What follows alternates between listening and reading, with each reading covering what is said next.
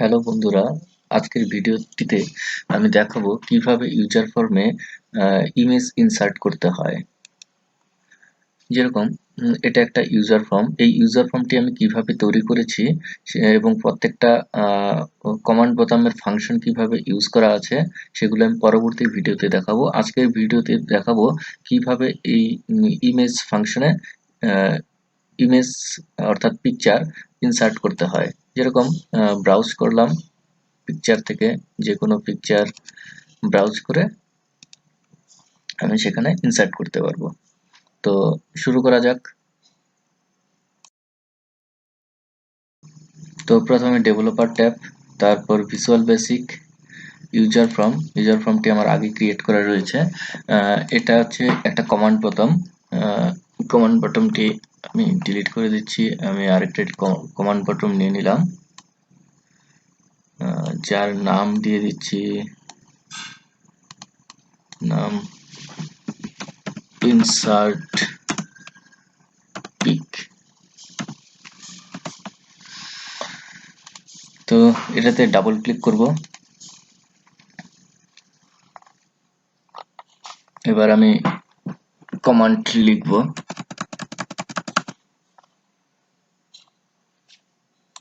প্রথমে ডিম, আমি প্রথমে পাথটাকে ডিফাইন করে নেব।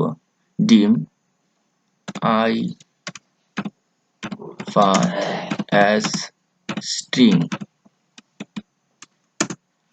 তারপর একটা ইন্টিজার ডিফাইন করে নিতে হবে, ডিম x as integer।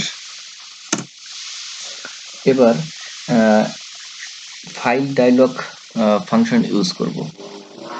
Application dot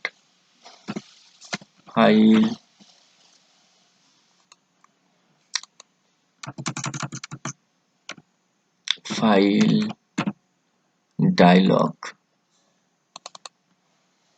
bracket open mso file dialog open bracket close dot allow multi select. আমি শুধুমাত্র একটাই ইমেজ সিলেক্ট করতে পারবো, যার জন্য মাল্টি সিলেক্টটাকে ফলস করে দিচ্ছি। তারপর x, যেটাকে আমি ইন্টিজার ধরে নিয়েছি, x is equal to application dot file dialog bracket open mso file dialog open bracket close dot show,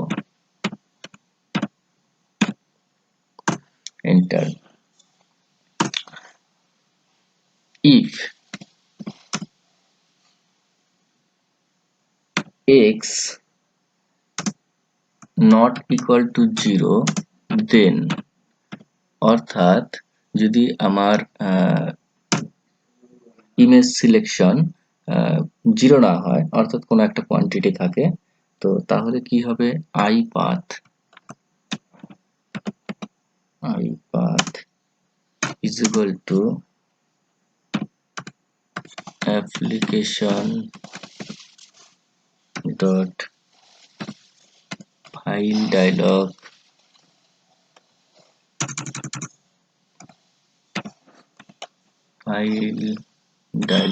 bracket open mso file dialog open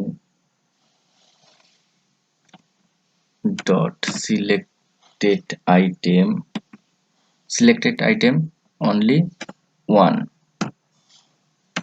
একটাই আইটেম সিলেক্ট হবে। নাও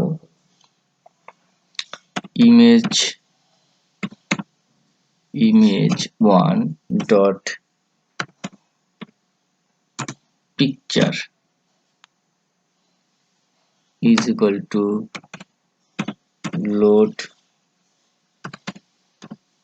picture bracket open IPATH।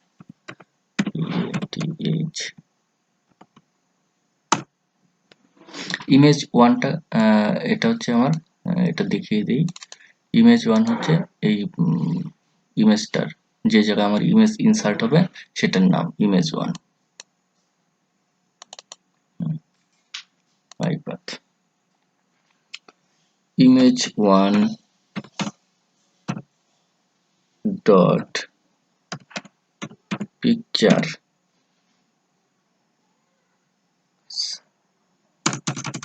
Picture size mode, picture হয়ে গেছে, picture size mode, picture size mode is equal to fm picture size mode test। बस end if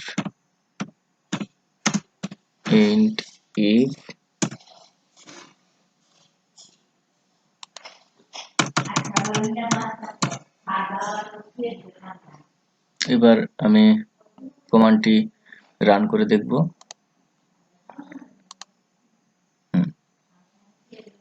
তো এখান থেকে আমি যে কোনো পিকচার আমি এখানে ইনসার্ট করতে পারছি, এবং যদি আমি আমার কম্পিউটারের যে কোনো ব্রাউজার থেকে